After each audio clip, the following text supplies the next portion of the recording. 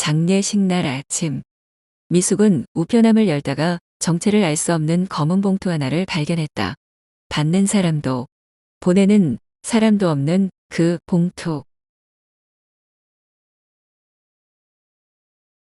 그 안에는 낯선 사진 한 장과 손글씨 메모 한 장이 들어 있었다. 그 사람을 조심하세요. 당신 딸은 죽임을 당한 겁니다. 손끝이 떨렸다. 사진을 살펴본 미숙은 숨을 삼켰다. 딸 서영이 환하게 웃고 있었다. 결혼 전 어느 날인 듯한 분위기. 그녀 옆에 선 남자는 사위 도혁과 너무도 닮아 있었다.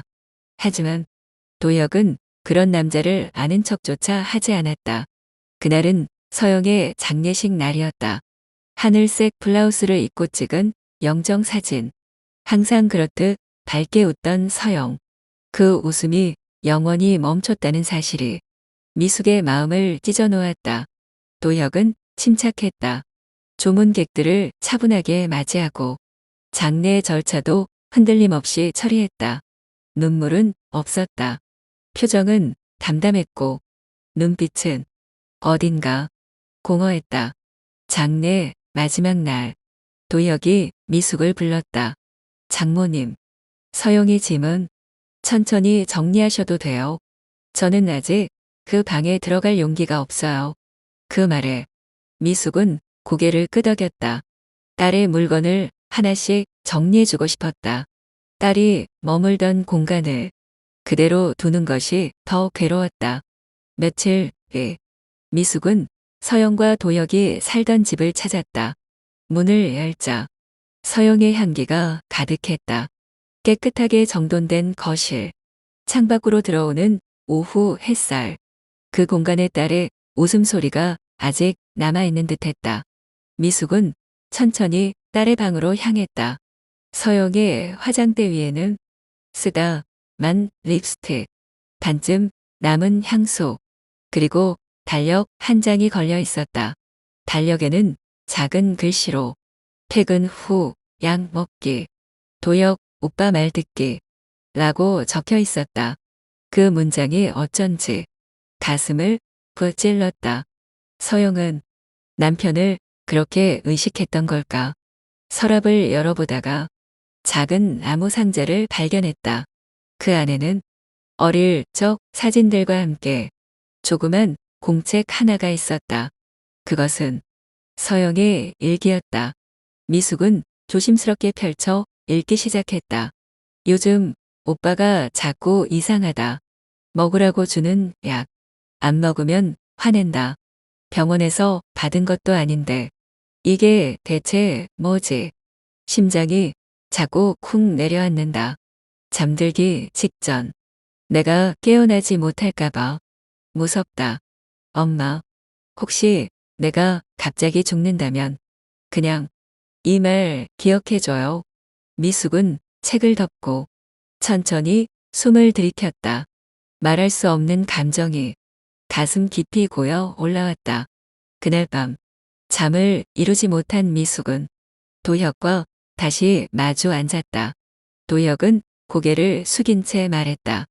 서영이요. 불면증이 심했어요. 잠도 못 자고 항상 불안해했죠. 약도 복용했고요. 심장이 안 좋다는 건 저도 몰랐어요. 미숙은 말없이 그를 바라봤다. 그의 말이 전부 진실일까? 며칠 후 보험사에서 날아온 우편을 열어본 미숙은 또 한 번 놀랐다. 서영 명의의 생명보험, 사망 시 지급 금액 3억 원, 수령인은 남편 도혁, 보험, 서영은 생전에 한 번도 언급하지 않았다. 결혼 전에도 그 이후에도 미숙은 서영이 자주 다니던 약국을 찾았다.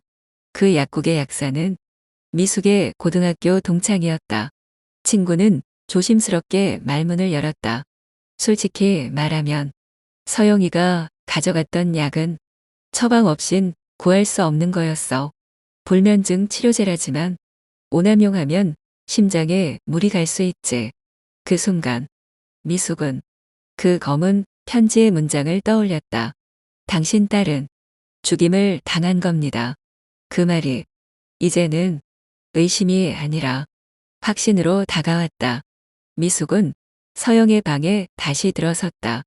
딸의 물건을 하나하나 손에 쥐며 그녀의 마지막 흔적을 가슴에 새겼다. 딸은 살고 싶어 했다. 그리고 누군가에게 도움을 요청했다. 그 목소리를 이제라도 외면할 수는 없었다. 도혁은 더 이상 장례식에 대해 말하지 않았다. 서영의 죽음은 조용히 잊히는 듯했다. 사람들은 안타까워했지만 시간이 흐르자 모두가 각자의 삶으로 돌아갔다. 하지만 미숙은 멈추지 않았다. 사진 속 그 남자, 사위와 똑같이 생긴 얼굴, 그 정체가 계속 마음에 걸렸다.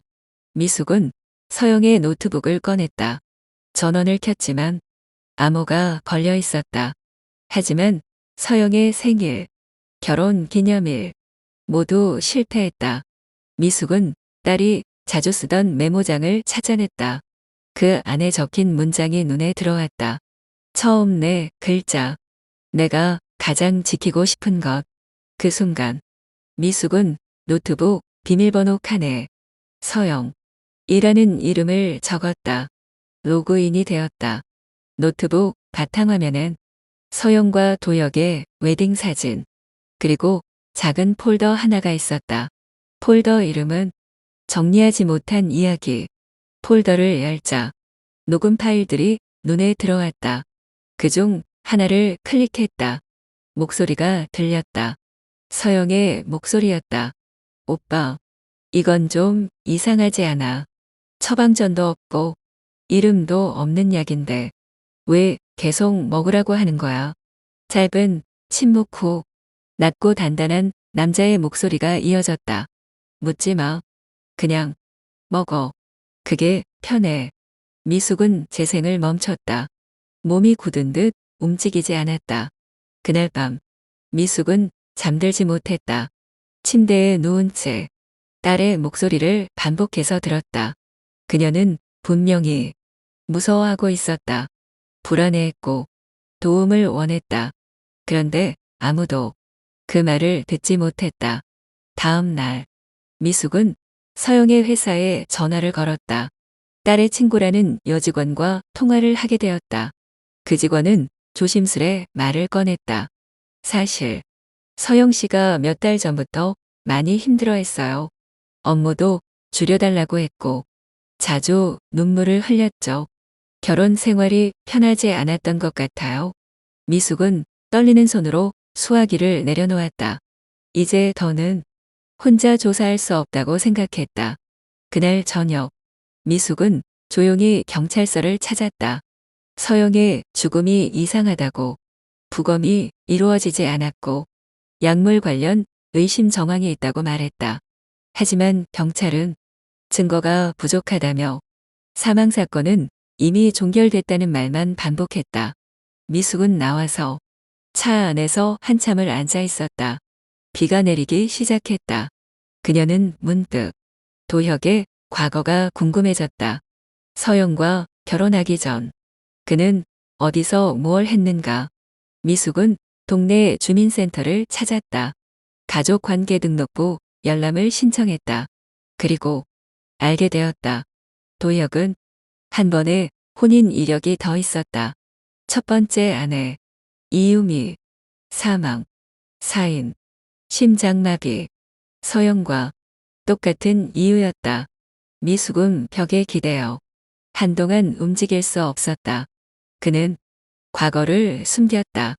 그리고 딸에게도 같은 죽음을 안겼다. 그날 밤 미숙은 서영의 방을 다시 찾았다. 이번엔 딸이 남긴 흔적이 아니라 딸의 목소리를 대신해 진실을 찾아주기 위해서였다. 책상 위에 놓인 일기장을 천천히 넘기며 미숙은 입술을 굳게 다물었다. 이제 더 이상 주저하지 않기로 했다. 그리고 다음 날 미숙은 이유미의 가족을 찾기 위해 서울행 기차에 올랐다.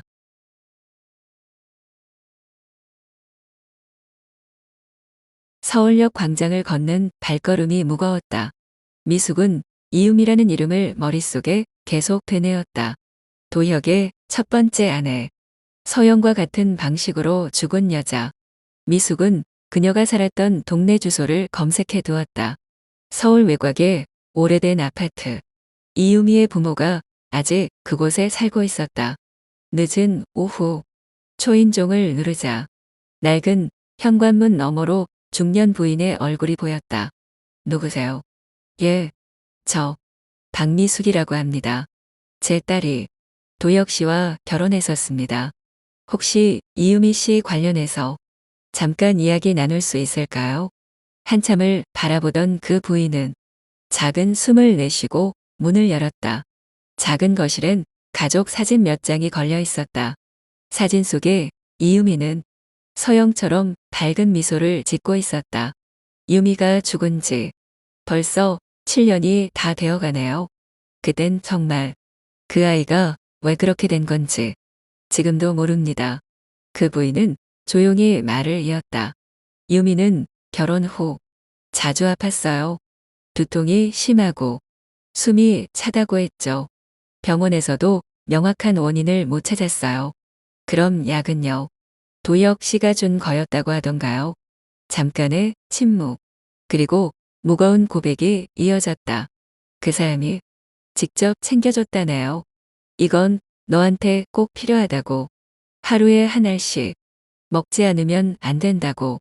유미는 처음엔 의심했어요. 하지만 사랑하니까 믿으려고 했대요. 그래서 그냥 먹었답니다. 미숙은 손끝이 얼어붙는 기분이었다. 그리고 어느 날 유미가 집에서 쓰러졌어요. 급성 심정지.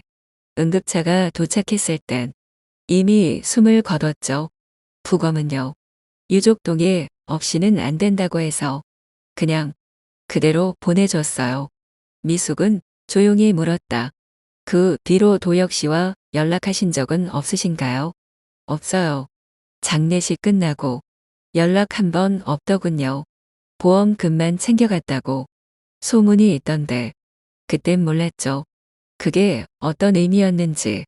미숙은 그 집을 나와 근처 공원 벤치에 앉았다. 늦은 가을 바람이 옷깃 사이로 파고들었다. 두 여자, 두 번의 심장마비, 두 번의 약, 그리고 두 번의 침묵. 도혁은 사랑을 가장한 조용한 포식자였다. 미숙은 딸의 사진을 꺼내 바라봤다. 서영은 웃고 있었다. 늘 엄마만 보면 웃던 그 표정. 그 아이가 끝내 숨기려 했던 공포. 그 말을 이제 엄마가 대신해야 했다. 그날 밤 미숙은 다시 경찰서를 찾았다. 이번에는 이유미 사건 자료를 요청했다. 사건은 이미 종결된 상태. 하지만 그녀는 사망진단서와 약품명 일부를 확인할 수 있었다. 그 약, 유통 경로가 불분명했다. 정식 처방 없이 유통되던 불면증 치료제, 부작용, 심장 이상, 호흡곤란, 그리고 돌연사. 미숙은 다시 한번 서영의 일기장을 떠올렸다. 그 약, 안 먹으면 그 사람이 화를 냈어요. 이제 확실해졌다. 서영은 살해당한 것이다. 그리고 그 범인은 도혁이었다. 하지만 증거는 녹음 파일 하나, 모호한 정황 몇 개뿐. 미숙은 고민 끝에 사설 탐정을 찾아갔다. 늦은 나이에 처음 해보는 일이었다. 그녀는 돈 봉투 하나를 건네며 말했다. 도혁이라는 남자, 그의 진짜 얼굴을 밝혀주세요. 그 탐정은 고개를 끄덕이며 말없이 명함을 내밀었다. 며칠 뒤 한 통의 전화가 걸려왔다. 사모님, 도혁이라는 남자, 이상한 이력이 하나 있습니다. 3년 전 미국에 잠깐 체류했을 때 신분을 바꾼 정황이 있습니다. 미숙은 그 말을 듣고 숨을 삼켰다. 그는 이름도 바꿀 줄 아는 사람이었다. 그럼 지금의 도혁이라는 이름조차 진짜가 아닐 수도 있다. 미숙은 천천히 서영의 방을 정리하던 그날을 떠올렸다. 그녀가 남긴 마지막 문장. 엄마, 그냥 기억해줘요. 미숙은 이제 기억하는 것만으로는 부족하다는 걸 뼈저리게 느끼고 있었다. 사설 탐정에게서 받은 서류 뭉치를 다시 펼쳤다. 미숙은 고개를 숙인 채 그 안에 적힌 이름 하나를 천천히 짚었다. 정도혁. 그리고 한때 사용한 또 다른 이름. 정재혁. 3년 전 미국 체류 시절 그는 다른 신분으로 짧은 기간 등록되어 있었다. 의심스러운 금융 기록, 거액의 입출금, 수상한 보험 계약, 이력. 그제야 모든 조각이 맞춰지기 시작했다. 도혁은 이름을 바꾸며 살아왔다. 과거를 숨긴 채 자신의 흔적을 하나하나 지워나간 사람이었다. 그리고 미숙의 딸 서영은 그 마지막 희생양이었다. 미숙은 사설 탐정과 함께 도혁이 사용한 휴대폰 번호 중 하나를 추적했다. 그 번호로 등록된 계정엔 수상한 사진들이 저장되어 있었다. 불면증 약병을 들고 있는 손, 서영의 것처럼 보이는 손목, 사진이 찍힌 날짜는 서영이 죽기 불과 열흘 전이었다. 그 약의 라벨은 지워져 있었지만 약국에서 본 모습과 동일했다. 이 사진이 있다면 최소한 약물 남용 의혹은 증거로 제시할 수 있었다. 그날 밤 미숙은 조용히 변호사를 찾아갔다. 작지만 단단한 여성 변호사. 그녀는 미숙의 이야기를 끝까지 들은 뒤 말했다. 가능합니다. 정황 증거는 충분히 축적되고 있어요. 문제는 그가 먼저 움직일 수도 있다는 점이에요. 불안은 현실이 되었다. 다음 날 도혁에게서 전화가 걸려왔다. 장모님, 저희 집 근처에 계셨다면서요. 저는 솔직히 불쾌합니다. 딸이 죽은 지 얼마 되지도 않았는데 이건 선을 넘은 거 아닐까요? 미숙은 대답하지 않았다. 그가 뭔가 눈치챈 것이다. 그날 저녁 미숙의 집 앞에 흰색 승용차 한 대가 서 있었다. 창문 너머로 도혁이 앉아 있었다. 그는 말없이 미숙을 바라보다가 차를 몰고 사라졌다. 경고였다. 미숙은 심호흡을 했다. 그리고 서영의 목소리를 떠올렸다. 엄마, 기억해줘요. 그 목소리가 가슴 깊이 되살아났다. 다음 날 미숙은 변호사와 함께 경찰서에 정식으로 고발장을 접수했다. 도혁의 실명, 이유미의 과거 사건, 보험 사기 가능성, 불법 약물 사용 정황, 사진 자료, 녹음 파일, 모든 것을 정리한 자료 봉투를 직접 손에 들고 제출했다. 수사관은 처음엔 당황했지만 자료를 넘겨받은 후 조용히 말했다. 이 정도면 내사 가능성 있습니다. 증언만 보완되면 바로 강제 수사로 전환할 수 있어요. 미숙은 고개를 끄덕였다. 그리고 며칠 뒤 도혁이 회사를 그만두었다는 소식이 들려왔다. 그는 흔적을 지우기 시작한 것이다. 이번엔 자신이 사냥당하고 있다는 걸 알아챘기 때문이었다. 그날 밤 도혁은 미숙에게 문자를 보냈다. 이 이상 오해를 만들면 법적 대응하겠습니다. 그 문장을 읽은 순간 미숙은 오히려 마음이 단단해졌다. 이제 도망치는 사람은 그쪽이란 걸 알았기 때문이다. 그리고 그날 밤 서영의 노트북 속 숨겨진 영상 하나가 자동 재생되었다. 서영이 울먹이는 얼굴로 카메라를 바라보고 있었다. 엄마, 혹시 이걸 보게 되면 그건 제가 이미 세상에 없다는 뜻일 거예요. 그 잠은 제가 아픈 척하길 원했어요. 제가 무기력하길 바랐고 제 삶을 포기하길 바랐어요. 하지만 엄마, 전 포기하지 않았어요. 이걸 남기는 건 그 사람을 절대 잊지 않기 위해서예요. 엄마, 부탁해요. 그 영상은 거기서 끊겼다. 미숙은 두 손으로 얼굴을 감싸쥐었다. 딸의 마지막 목소리. 그 목소리 안엔 두려움과 용기가 모두 담겨 있었다. 그리고 이제 그 목소리는 사라지지 않을 것이다. 11월 초 서울지방경찰청. 미숙은 변호사와 함께 수사관 앞에 앉아 있었다. 이틀 전 접수된 고발장이 내사로 전환되었다는 통보를 받았다. 수사관은 서류를 정리하며 조용히 말했다. 정도혁, 이 사람 보험금 관련 의심 신고 2건이 있습니다. 그리고 의료기록 접근도 이상합니다.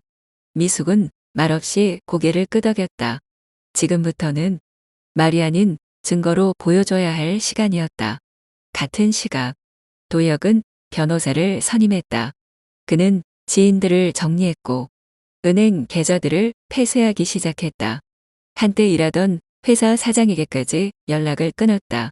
누군가를 따돌리는 자의 패턴. 모든 흔적을 지우려는 움직임.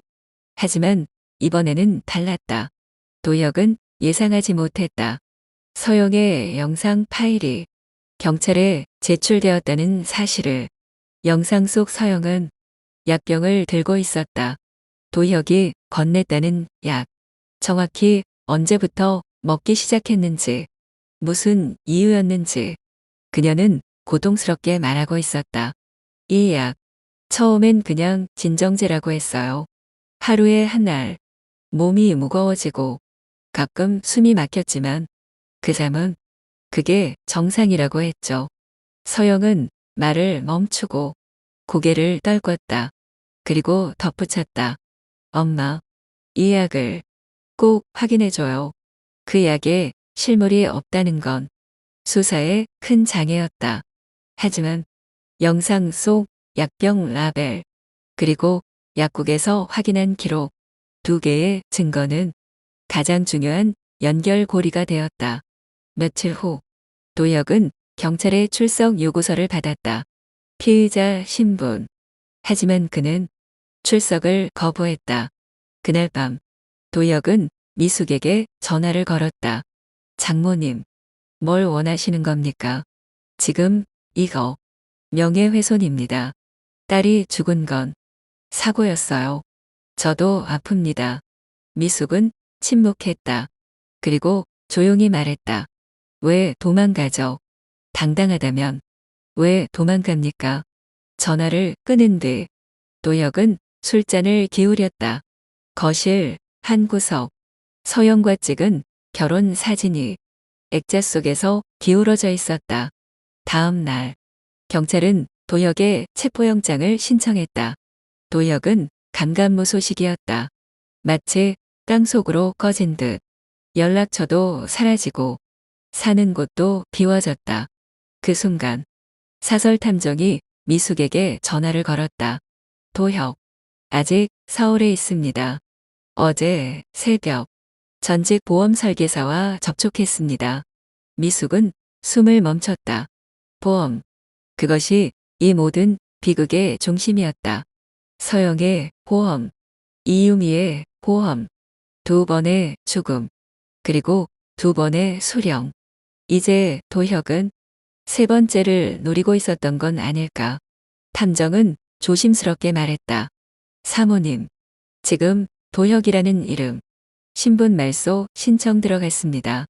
도망갈 수 있다는 뜻입니다. 그 순간 미숙은 눈을 감고 서영의 마지막 영상을 떠올렸다. 그 잠은 제가 무기력하길 바랐어요.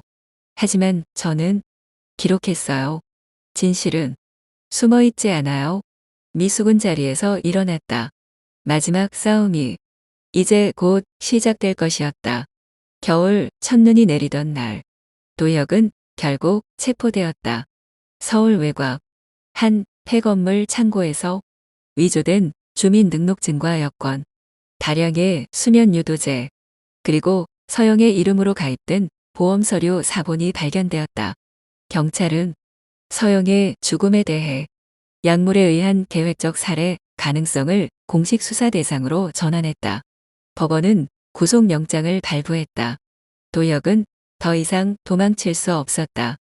미숙은 조용히 법정에 앉아 그를 바라보았다. 수의 차림, 수척해진 얼굴. 하지만 그 눈빛은 여전히 모든 걸 남 탓하는 표정이었다. 그는 마지막까지 서영의 죽음을 부인했다. 그저 우연이었다고. 자신도 피해자라고. 하지만 영상 속 서영의 진술, 보험 이력, 약국 기록, 과거의 전처 이유미와의 패턴, 모든 것이 하나의 진실로 모였다. 도혁은 1심에서 상해치사 및 보험사기 혐의로 징역 18년을 선고받았다. 법정은 조용했다. 판결이 내려진 순간 미숙은 조용히 눈을 감았다. 손을 가슴 위에 올리고 딸의 마지막 숨결을 느끼듯 그녀는 천천히 숨을 내쉬었다. 그로부터 몇 달 후 미숙은 서영의 납골당을 찾았다. 묘비 앞에는 서영이 좋아하던 장미꽃 한 송이가 놓여 있었다. 그녀는 조용히 편지를 꺼내 읽었다. 서영아, 엄마는 너를 끝까지 놓지 않았단다. 내가 남긴 말, 남긴 기록, 그 모든 게 진실을 밝혀줬어. 넌 무너지지 않았고 그 사람에게 지지도 않았어. 엄마는 이제 조금 쉴 수 있을 것 같아. 바람이 불었다. 미숙은 조용히 일어나 묘비 위에 꽃을 다시 정리했다. 그 순간 햇살이 비쳤다. 장미꽃 위로 내리쬐는 따뜻한 빛. 그 빛 속에서 서영의 웃음이 언제나처럼 떠올랐다. 그리고 그 웃음은 이제 두려움이 아닌 평안이 되었다.